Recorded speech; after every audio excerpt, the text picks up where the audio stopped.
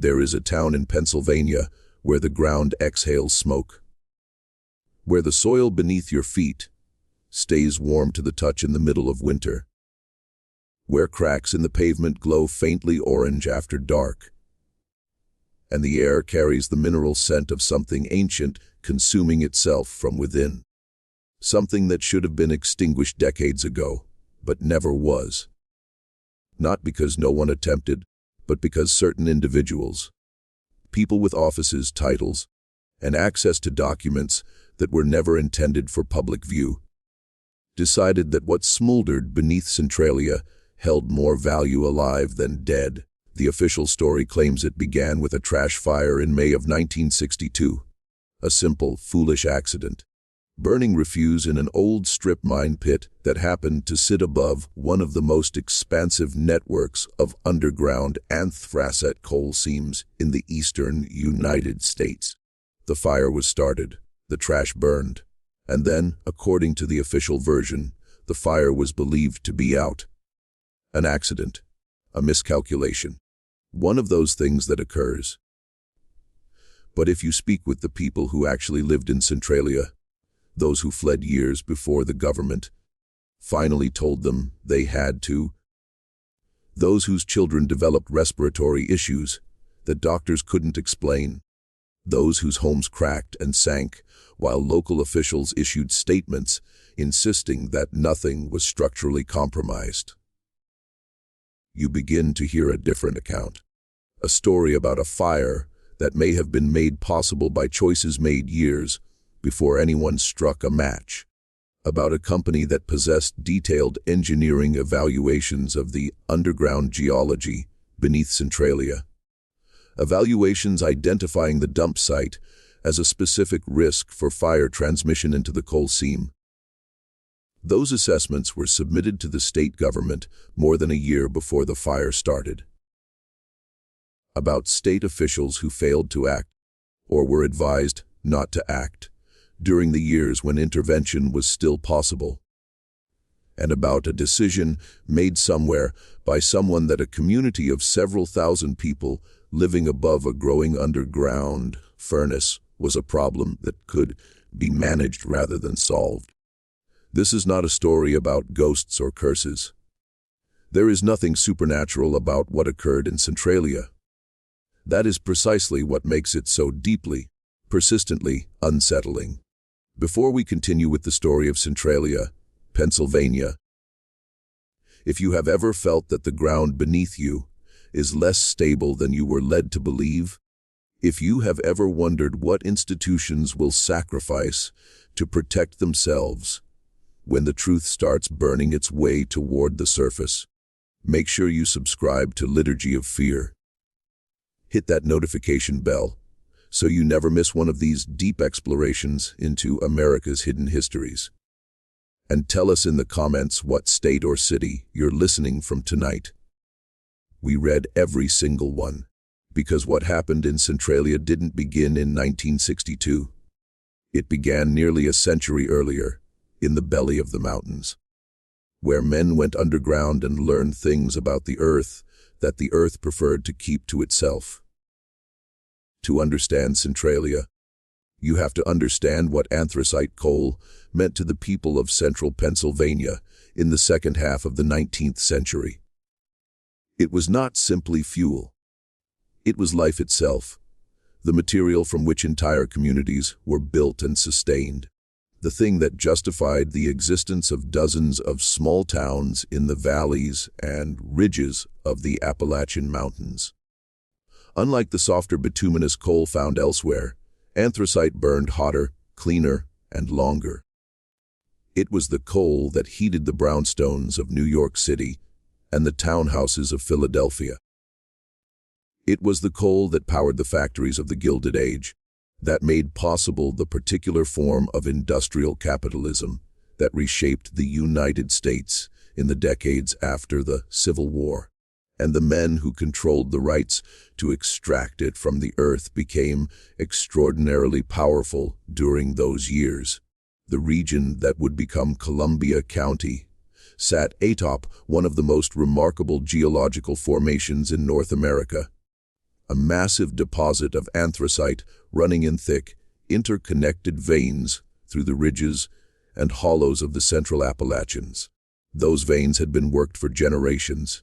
Small, independent mining operations had opened shafts and dug tunnels throughout the area during the first half of the 19th century, pulling coal by hand and mule, leaving behind a labyrinthine network of tunnels and chambers that was never comprehensively mapped.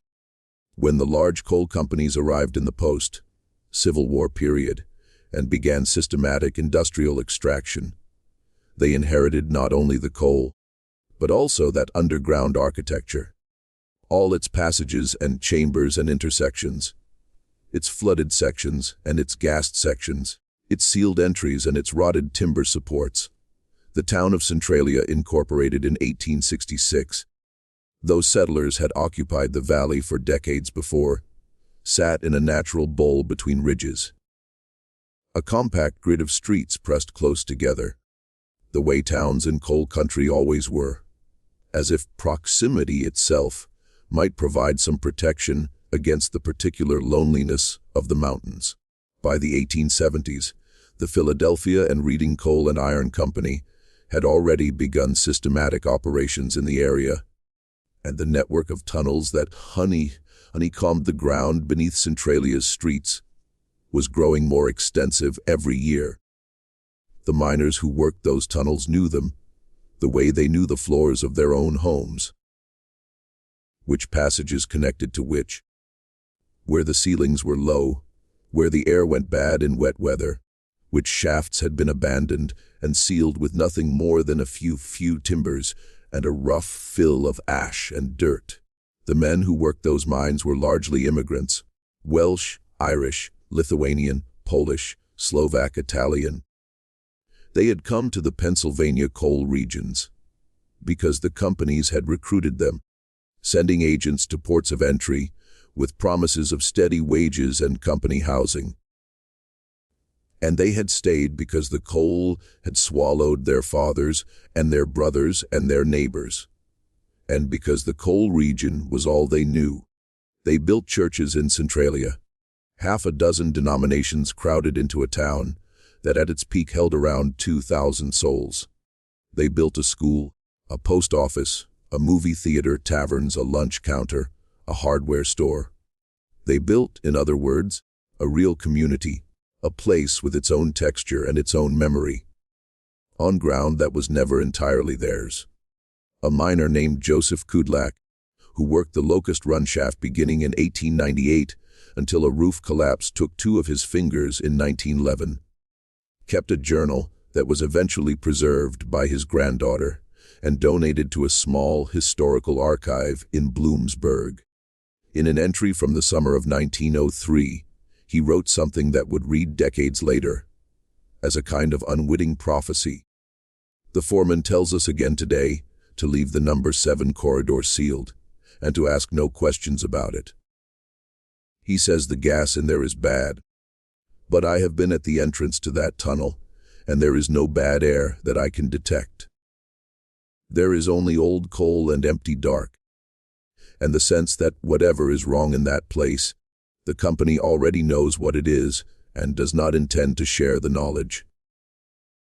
What Kudlak had sensed, but lacked the technical vocabulary to fully articulate, was that the geological map of Centralia's underground was more complex and more dangerous than the company had ever disclosed to the miners or the community above them. The veins ran not only deep but shallow. In some places, less than 50 feet beneath the town streets and yards, and those shallow seams connected to deeper ones through the labyrinthine system of old workings left by generations of small-scale extraction. The ground beneath Centralia was, in other words, full of holes, interconnected, partially sealed, partially flooded, partially filled with gases that accumulated in confined spaces. A vast subterranean architecture that no single person had ever mapped in its entirety. For decades, that simply meant that living in Centralia involved a particular kind of background unease. the occasional subsidence that cracked a foundation, the sulfur smell that rose from certain patches of yard in wet weather, the mine foremen who discouraged questions and kept their own counsel about what they knew of the underground. People adapted. People in coal country had learned, across generations, to adapt to things that would have been considered intolerable elsewhere. That was part of what it meant to live there. A certain toughness, a certain silence about what was simply the condition of one's life. And then, in the spring of 1962, someone lit a match. The official account of what happened on May 27, 1962, is almost deliberately mundane. Members of the Centralia Borough Council authorized the burning of the town's garbage dump, as they had done in previous years without incident.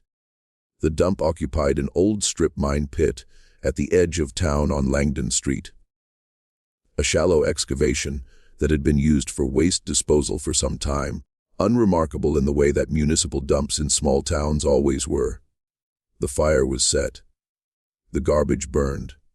By all outward appearances, the fire was extinguished after the burning was complete. The council members went home. The borough of Centralia proceeded with its ordinary business. Over the following days, workers noticed that sections of the dump were still smoldering. They applied water. They covered smoldering areas with soil. They returned the next day, and the smoldering continued. This was not at first treated as an unusual situation. Dump fires sometimes lingered, and the standard remedies usually worked within a few days. What no one on the borough council knew, and what the state agency responsible for mine safety almost certainly did know, was that the Langdon Street dump had been constructed in a location that posed a specific and documented risk. An engineering assessment commissioned in April of 1961, more than a year before the fire, by the corporate entity holding mineral rights to the coal seams beneath Centralia, had identified the dump site as adjacent to, and in some sections directly above, an unmapped series of old workings that connected to the main seam network. The assessment noted, in careful technical language, that burning operations at the dump site should be conducted under supervision, given the risk of fire transmission to the underlying coal seams. That assessment had been submitted to the state government. It was in a filing cabinet somewhere in Harrisburg, while the borough council voted to burn the dump in May of 1962. Nobody told the borough council. Nobody sent a memo, or made a telephone call, or posted a notice. Nobody pulled the engineering file and said, "Wait, this location has been identified as a risk," and so the fire found the coal. Not dramatically, not with an explosion or a visible catastrophe that would have required immediate response, but slowly, invisibly, in the way that underground fires always begin. A thin, unmapped seam along the edge of the pit. The fire followed the seam connected to others. The network of old workings provided passage. The fire moved. Coal seam fires are not like surface fires. They don't roar. They don't produce the visible drama that prompts immediate response. They smolder at temperatures that can exceed 1,000 degrees Fahrenheit, while leaving the surface above them looking, to the casual observer, more or less normal. They follow seams wherever the seams lead, through the dark, through old tunnels, through the complex underground geography that no surface map fully captures. And they are extraordinarily difficult to extinguish once they have established themselves in a seam system, particularly when that system is as extensive and as poorly mapped as the one beneath Centralia. In the weeks and months following the May fire, the State Department of Mines and Mineral Industries received reports from inspectors who had visited the dump site. The reports noted ongoing subsurface combustion. They noted that standard suppression methods were not producing the expected results. They noted that the fire appeared to be spreading beyond the boundaries of the dump pit. And then, for a period that would later become the subject of considerable scrutiny, no decisive action that those reports called for simply did not materialize. The reasons for that inaction bring us to the part of the Centralia story that the official histories tend to narrate as bureaucratic inefficiency, interagency coordination failures, budget constraints, the challenges of responding to an unprecedented situation. Those explanations are not entirely wrong. They are simply incomplete. In 1962, the coal industry in Pennsylvania was in a state of managed decline. The great anthracite companies that had dominated the region for decades had largely completed the extraction of the most accessible seams and had pivoted to protecting and monetizing what remained of their underground assets. For the mineral rights beneath Centralia, the legal ownership of the coal still in the ground, were held by a corporate entity that was itself a successor to one of the original mining companies, now part of a larger energy conglomerate based in Philadelphia. Those rights had value even for coal that was currently inaccessible. In an era of energy uncertainty, the prospect of future extraction from those seams was worth something to the men who held the rights. And the value of those rights was directly affected by what happened on the surface above them. Several of the men in positions most relevant to a rapid response to the Centralia fire had professional histories, and in some cases professional relationships that connected them to the coal industry they were nominally regulating. This was not unusual in Pennsylvania at the time. The revolving door between industry and the agencies overseeing it was not secret. It was simply the established order. The way things had worked for decades in a state where coal was king, and the people who ran coal were woven through the fabric of government and civic life at every level. Extinguishing the fire in its early stages would have required excavating the affected area of the dump, removing the burning material, and isolating the seam entry points to prevent reignition. Early engineering estimates that exist in the state record, put the cost of such an intervention at somewhere between $175,000 and $400,000.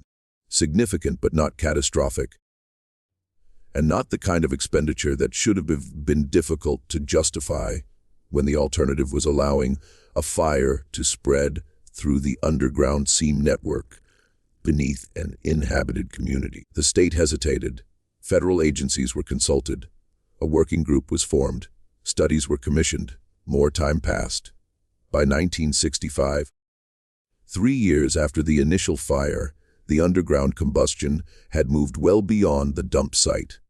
Engineers who examined the area for the state that year produced reports that used language like significant expansion and continued spread into the township, and whom immediate intervention needed.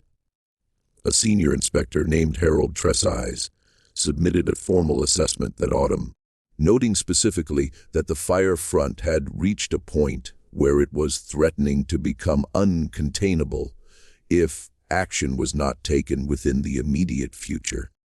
That report sat in a filing cabinet in Harrisburg for the better part of a year. By the time money was actually allocated for a serious suppression attempt, a trenching operation designed to cut off the fire's path, the fire had already moved around and beyond the trench before the work was completed. The first major federal intervention came in 1969. By then, the fire had been burning for 7 years, had spread through multiple seams, and had placed itself in a position where extinguishing it would have required an effort of a scale and cost that neither the state nor the federal government was prepared to commit. What had been a containable local problem in 1962 was by 1969 a catastrophe in slow motion. The surface of Centralia was still intact. The houses were still standing. The school was still open. Children still walked to church on Sunday mornings along streets that, from above, looked more or less as they had always looked. But below the surface, in the dark, the fire was moving through the seams with the patience of something that had no need to hurry. The people of Centralia did not know the full extent of what was moving beneath them. They would spend the next decade and a half finding out, one frightening discovery at a time. There is a tendency in the retrospective telling of the Centralia story to focus on the institutional failures. The documents filed and ignored, the reports produced and shelved, the agencies that studied while the fire spread. That focus is warranted, but focusing on it exclusively risks losing something equally important: the texture of what it was actually like to live in Centralia during the years between the fire's beginning and the evacuation's end. The answer, in ways that are simultaneously mundane and heartbreaking, is that life in Centralia during those years was recognizable. People went to work, children went to school. The churches held their services and their suppers and their annual fairs. The remaining storefronts stayed open as long as they could. Neighbors visited neighbors. People argued at borough council meetings about exactly the things that people argue about at borough council meetings everywhere: road maintenance, budget allocations, the particular frustrations of local governance. All of this continued with varying degrees of normalcy above a fire that was slowly making the ground they stood on uninhabitable. A teacher named Margaret Petrosky, who had taught at the Centralia School from 1958 until it was consolidated with a neighboring district in 1982, gave an oral history interview to a researcher from Penn State's Oral History Project in 1989. She described the experience of those years with a precision that has the ring of something that has been carefully thought through over a long time. The strange thing about it was how ordinary most days were. You would come in the morning, and you would teach, and the children would be there. And you would go home. And then sometimes something would happen that reminded you. A crack in the road outside that hadn't been there the week before. Or the smell in the lower hallway that we couldn't get rid of no matter what we did. Or one of the children coming in and telling you that their mother had been sick again. And you would think, how is this ordinary? How have we made this ordinary? But we did. People do. What Petrosky described. That accommodation of the extraordinary within the framework of the ordinary is one of the documented psychological responses to chronic environmental threat. When people who cannot immediately remove themselves from a dangerous situation develop a form of normalization that allows daily life to continue. It is not denial, exactly. The residents of Centralia were not, by any documented account, unaware of the fire. They were acutely aware of it. But awareness without the ability to act on it eventually settles into a kind of background hum.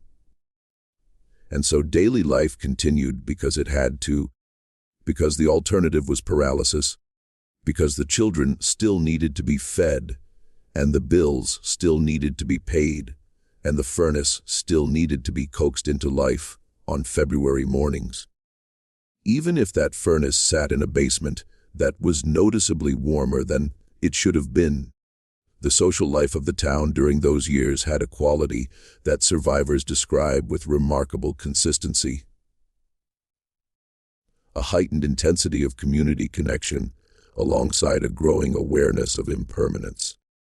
People came together in the churches and the remaining taverns and each other's kitchens with an awareness, often unspoken, that what they were maintaining together was fragile in ways that communities built on solid ground did not have to confront in the same way. Birthday parties and baptisms and Sunday dinners took on an additional weight. Arguments about small things, the kind of arguments that fill any community's life, The minor irritations and disagreements that normally resolve and are forgotten had a different quality in Centralia during those years, because everyone involved understood at some level that the community they were arguing within might not be there in the same form much longer. Father Bernard Czerny, who served as pastor of one of Centralia's Catholic parishes from 1971 through the final years of the evacuation, described his experience of those years in a memoir published privately and available in the Bloomsburg Historical Collection.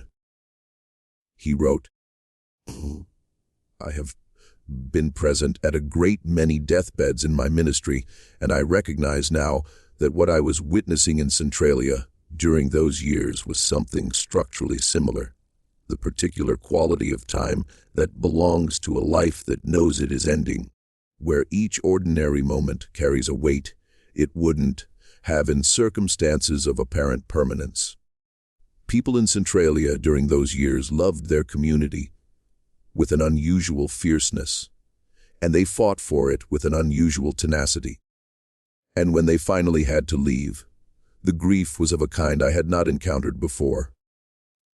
Not the grief of bereavement, but the grief of a community that had been deprived of the future it should have had." By the mid-1970s, Centralia had already begun to change in ways that were difficult to quantify but impossible to miss for anyone who had known the town before.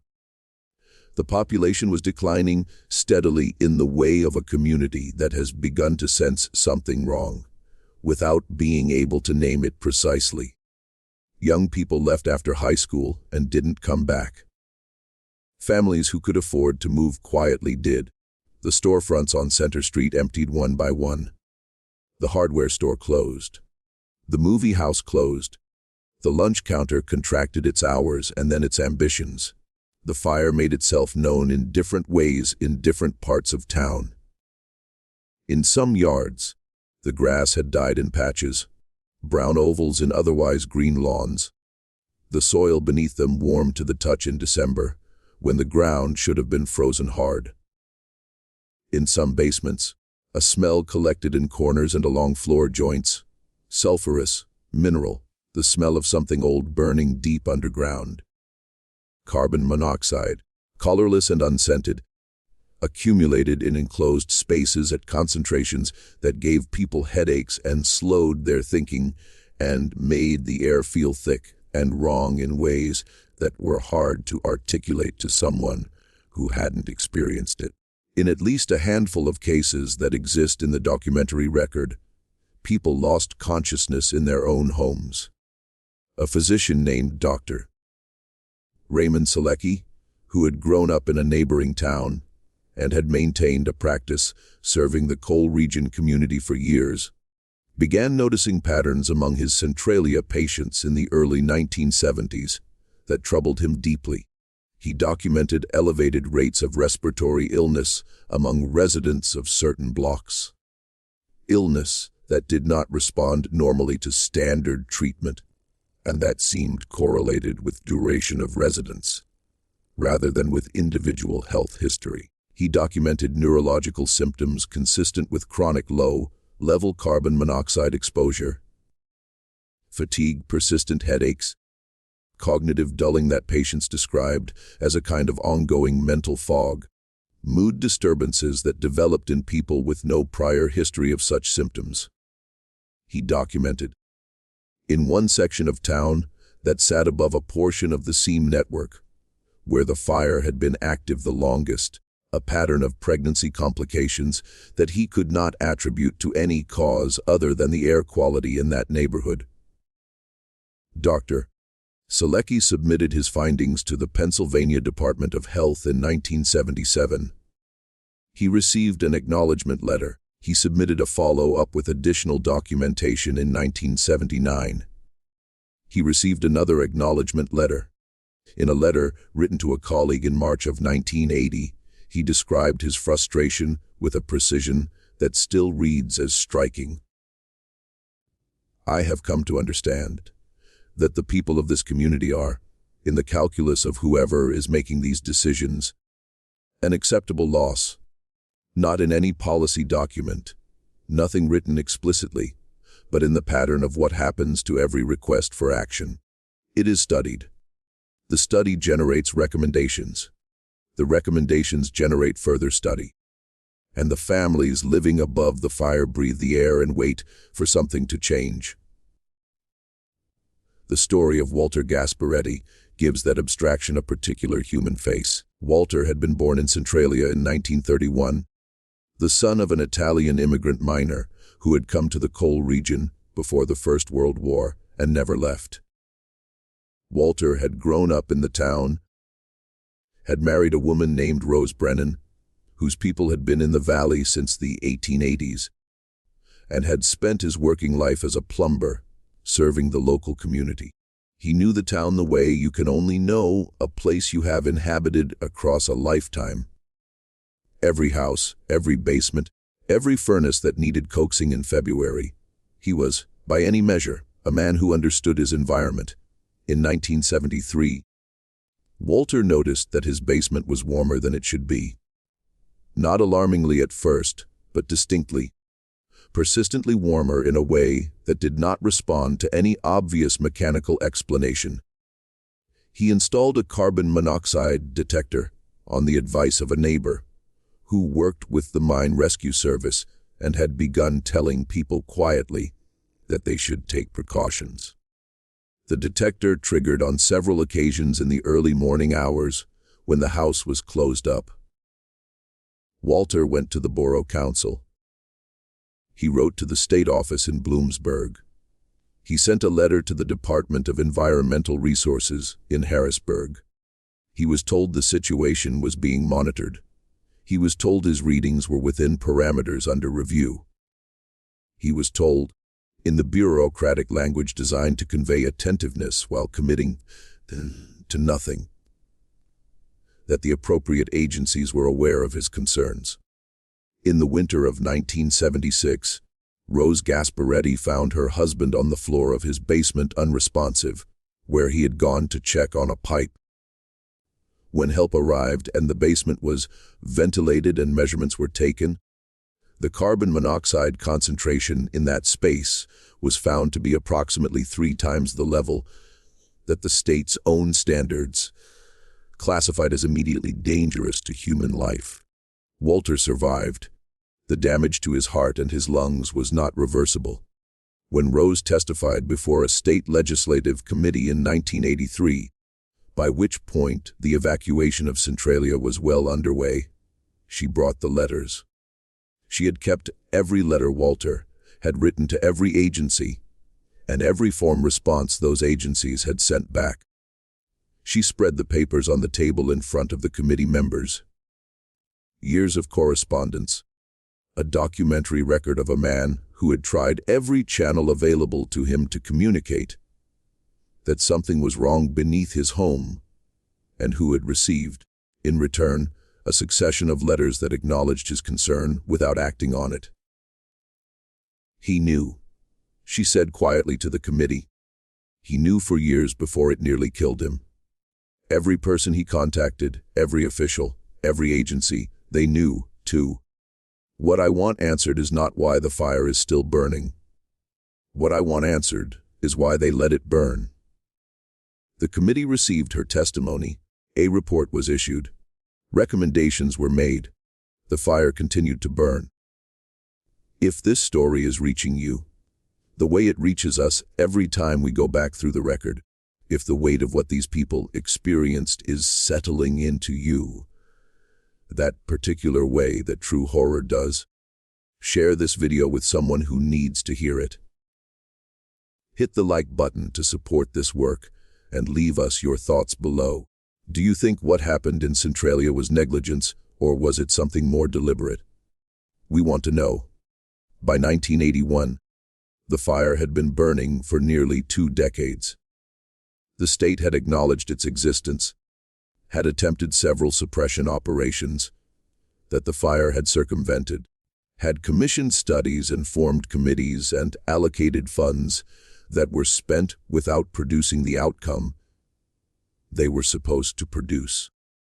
The residents who remained in Centralia had developed the particular psychology of people who live with a chronic, unresolved danger, a mixture of adaptation and vigilance, of normalizing things that should not be normal. And then, on the morning of February 14th, 1981, the fire introduced itself in a way that could not be explained away or filed in a cabinet. Todd Domboski was 12 years old.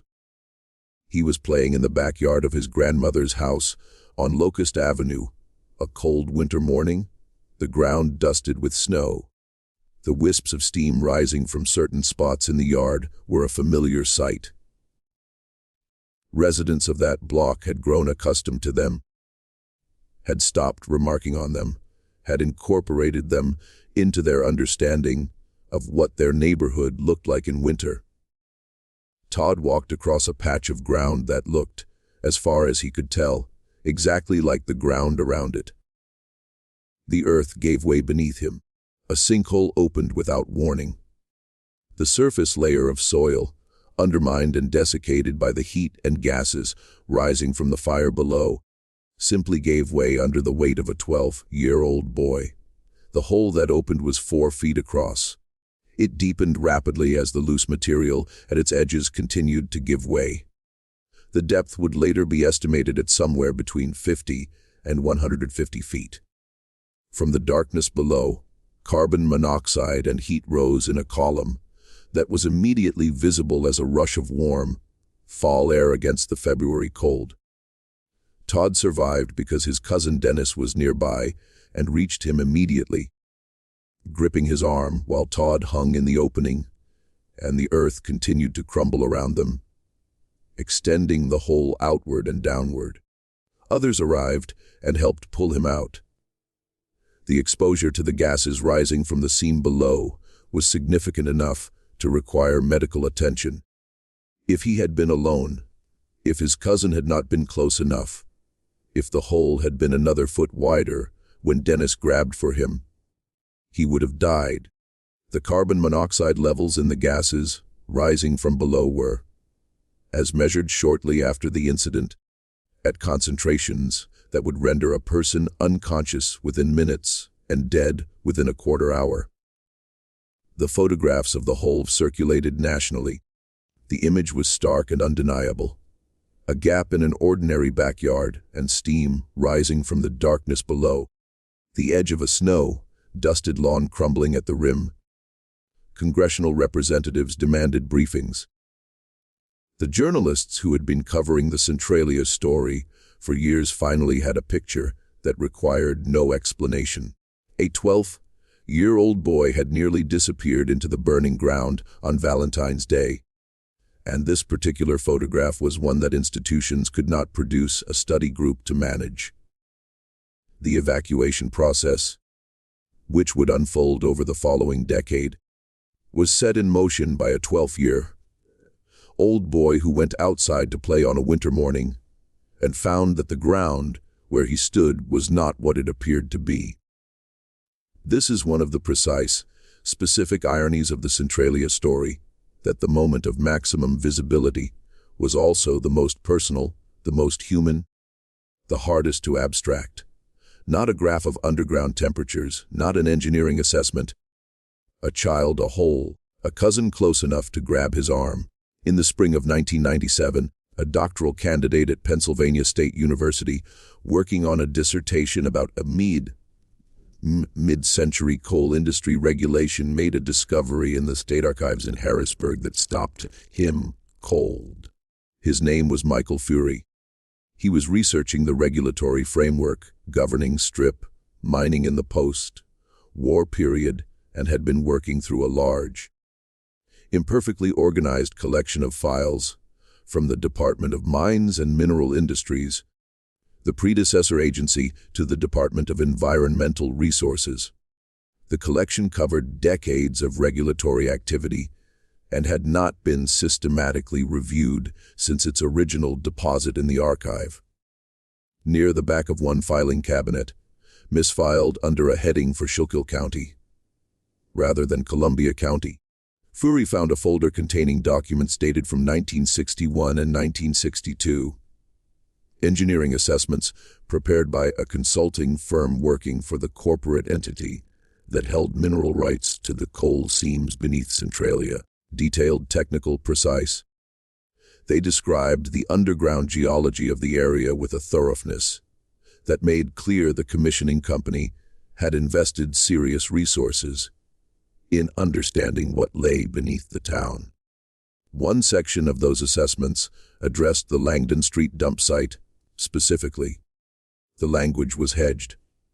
The language of engineers who understood they were producing a document that might someday be reviewed by lawyers.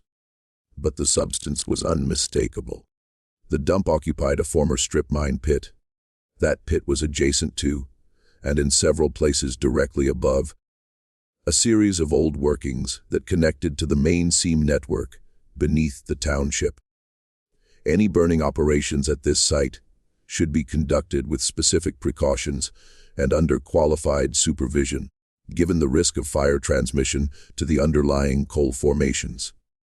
The assessment was dated April 1961, more than a year before the fire. Fury sat in the archive reading room for a long time after he understood what he was looking at. He read through the documents again.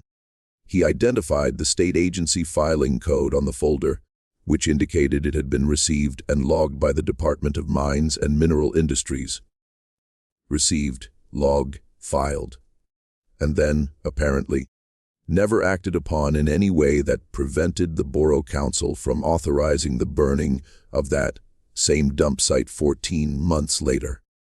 The Borough Council had no access to the mineral rights assessments submitted to the state agency.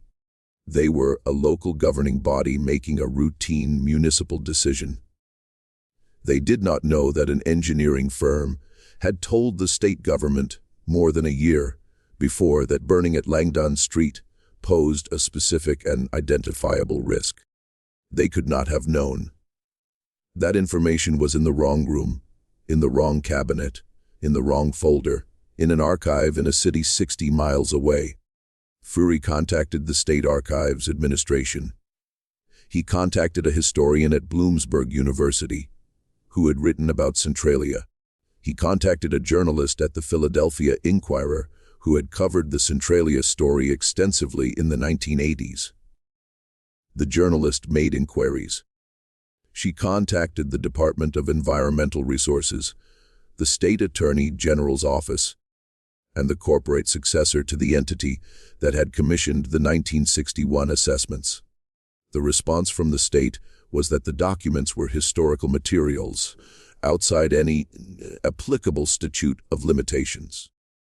The response from the corporate successor was that its legal team had reviewed the matter and had no comment on historical documents.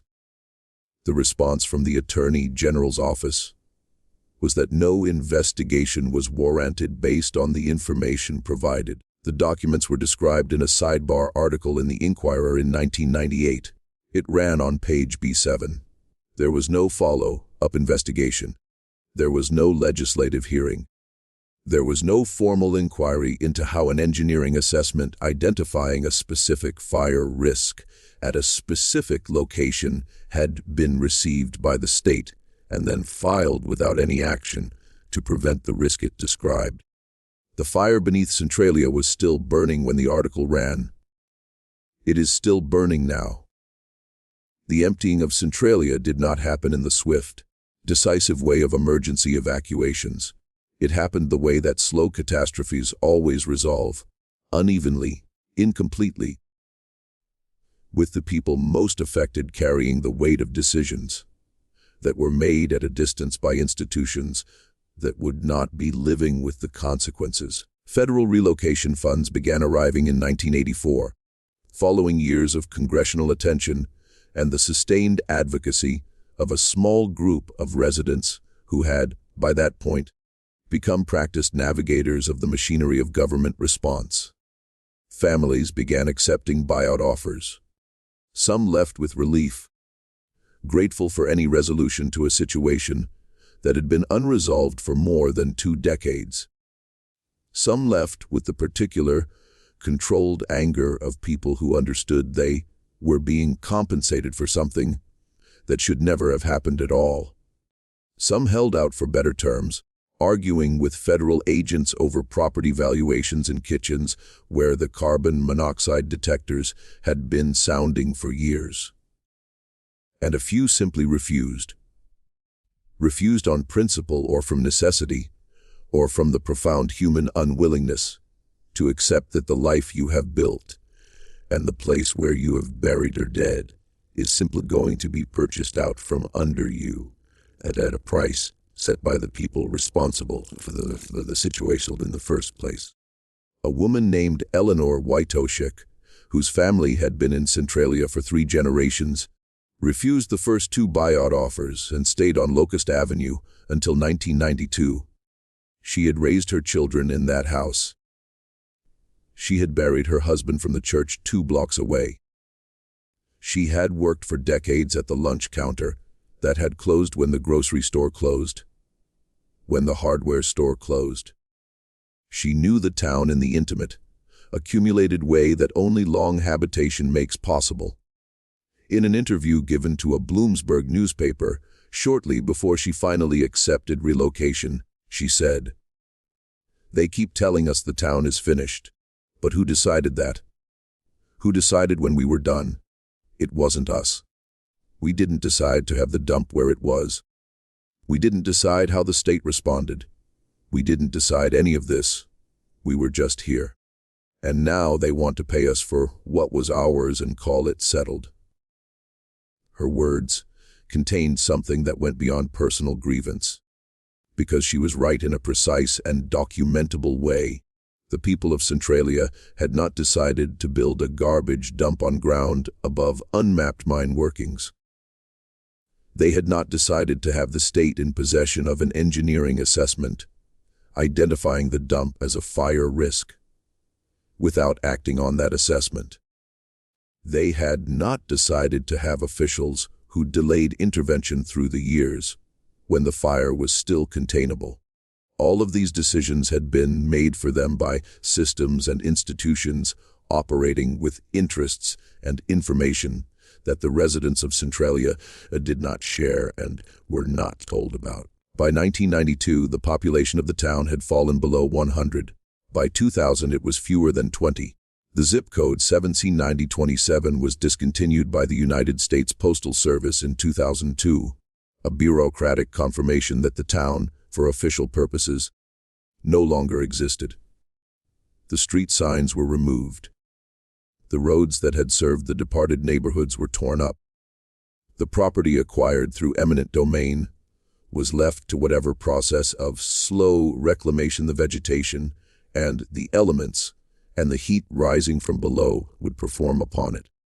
The church where Father Czerny had ministered through the years of crisis, St. Ignatius on Wood Street, was one of the last structures to be demolished. The former congregation, scattered across multiple communities in the region, had maintained a connection to the building long after most of its members had left Centralia. When demolition finally came, there were people who drove hours to be present, to stand on the sidewalk outside the building where they had been baptized and confirmed and married, and where they had buried their dead, and watch it come down. The ground beneath them, even then, was warm. Just when we thought we understood the full picture of what happened in Centralia, just when the scale of the loss seemed to have been fully established, new questions began to surface about what the fire was still doing and what some people may have always wanted it to do. There is a question that runs beneath every account of Centralia, beneath the official histories and the journalistic investigations and the academic analyses, beneath all the documents that have been reviewed and all the testimonies that have been recorded. It is a question that none of the official investigations has ever fully answered. A question that the people who lived in Centralia asked themselves and asked the men in offices and agencies who came to meet with them and take notes and produce reports. and never received a satisfying response to. The question is this: who benefited from the fire continuing to burn? To answer it, you have to think about the underground in a different way than the official story encourages. The coal seams beneath Centralia still contain substantial deposits of anthracite at the time the fire started in 1962. The most accessible seams had been worked, but there were deeper and more extensive deposits that the technology and economics of mid-century extraction had left in place. Those deposits, the mineral rights to that coal, were held by corporate entities that were, by the early 1960s, subsidiaries of larger energy conglomerates. The value of those rights was real, even for coal that was currently inaccessible. In an era when energy economics were volatile and the future of coal was uncertain, but not foreclosed, the holders of mineral rights beneath an inhabited community sat on an asset whose development was complicated by the presence of the people living above it. You cannot strip mine beneath a community. You cannot excavate the shallow seams beneath a residential neighborhood without relocating the residents above them. The legal and political obstacles to large-scale surface disruption of an inhabited area are enormous. Eminent domain proceedings, community opposition, media attention, the full weight of a community's claim to the ground it has occupied for generations. These obstacles are not insurmountable, but they are costly. They take time. They generate scrutiny. They produce the kind of public conflict that companies and the officials connected to them prefer to avoid. But a fire changes the calculus.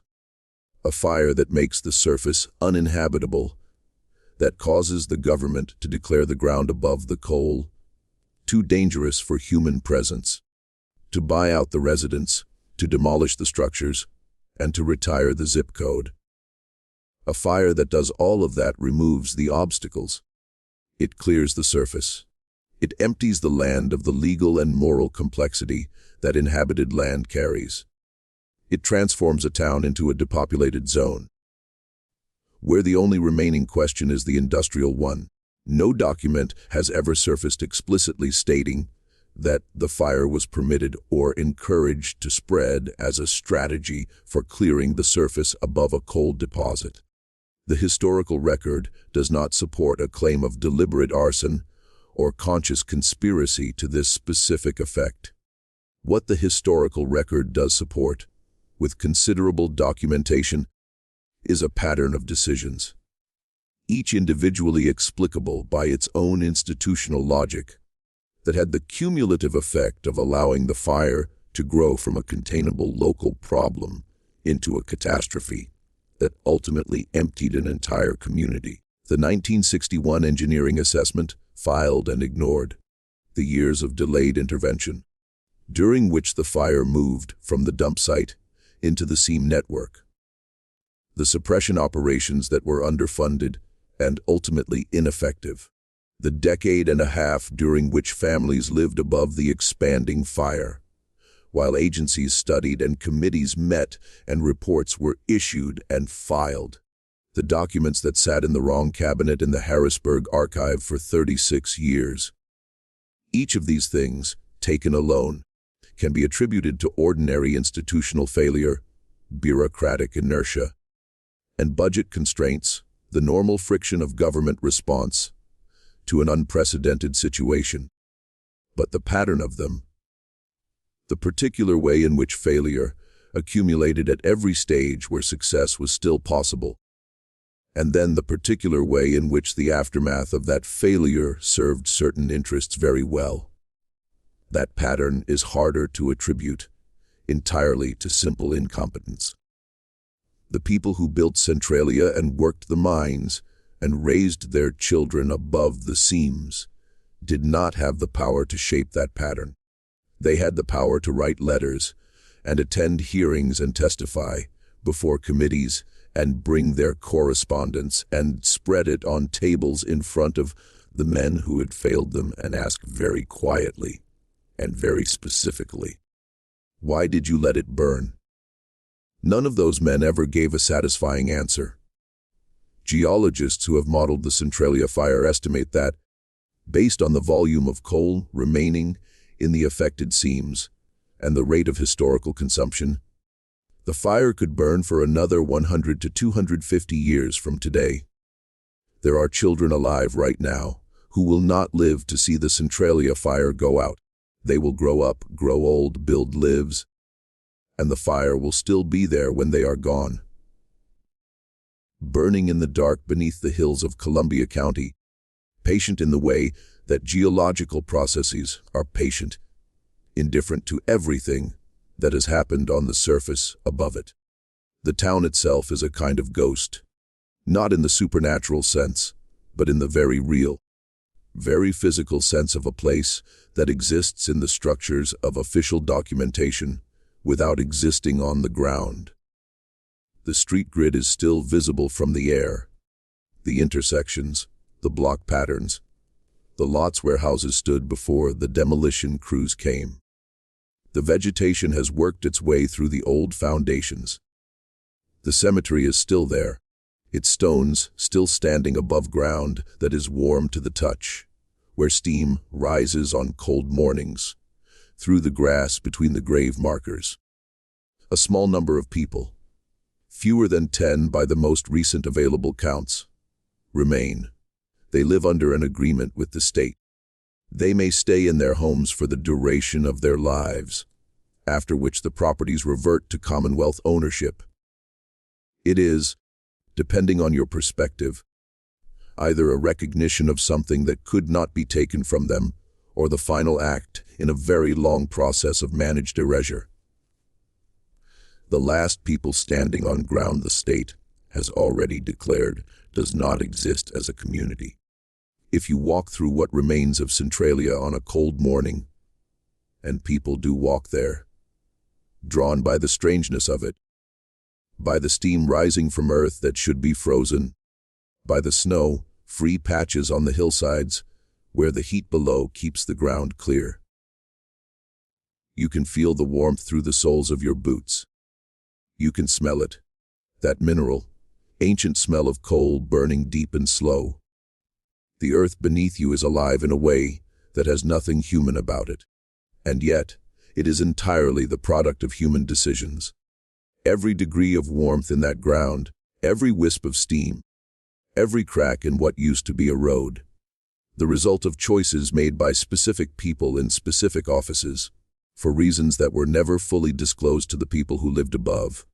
Eleanor Wojtaszek is gone. Walter Gasparetti is gone. Dr. Raymond Selecki is gone. Harold Tresize, who filed the 1965 report that sat in a cabinet for a year, is almost certainly gone. The men who received the 1961 engineering assessment and did nothing with it are gone. The lawyers who reviewed the liability exposure and advised their clients accordingly are gone. The fire remains. And somewhere in the archives of the Commonwealth, in the collections that no dissertation student has yet happened to look through, in the files that were correctly filed and have therefore attracted no special attention, and in the boxes that were sealed when certain departments were reorganized and haven't been opened since. There may be documents that would tell us more precisely what was known and when and what was decided. Documents that would put names and dates and institutional affiliations to the pattern of decisions that turned a garbage fire into a 60-year catastrophe. We don't have those documents. We have what the record has given us: the 1961 assessment, the delayed suppression attempts, the letters that Walter Gasparetti sent, and the form responses he received. Rose Gasparetti's testimony and the pile of correspondence she laid on the table before the Legislative Committee. The sidebar on page B7 of the Philadelphia Inquirer.